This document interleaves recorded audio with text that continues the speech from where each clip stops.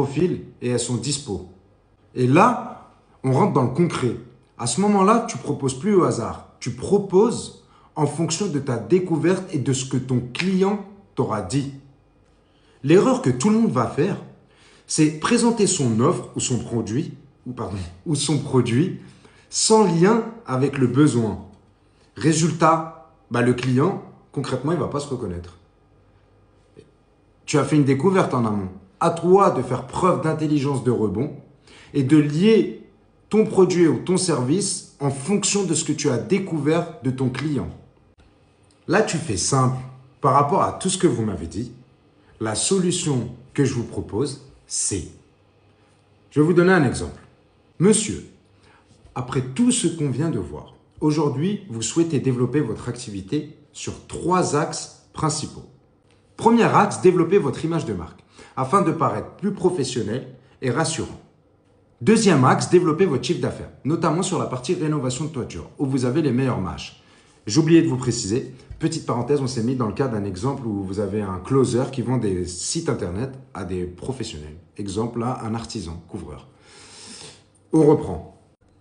Troisième axe, fidéliser vos clients. Pour créer une relation durable, générer du bouche à oreille et des recommandations.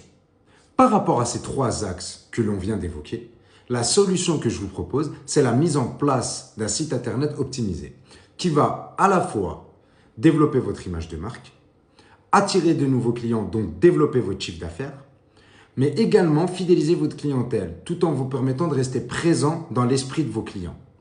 Si tu suis ce que je viens de te dire, tu te rendras compte que finalement, là, tu relis directement ton offre à son besoin et ça peut que matcher.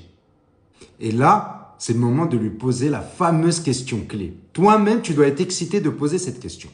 Concrètement, ce que ça donne. Est-ce que ce que je viens de vous présenter correspond exactement à ce que vous voulez?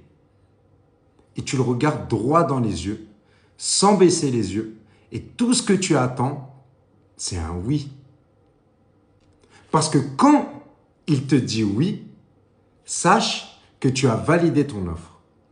Et à partir de ce moment-là, tu n'as plus besoin de convaincre. Conclusion simple. Un vendeur propose. Un closer fait valider. Encore une fois, si tu veux retrouver les étapes précédentes, tu vas sur mon profil, elles sont disponibles. Dans la prochaine vidéo, on va voir l'étape 6. Les objectifs et la motivation client.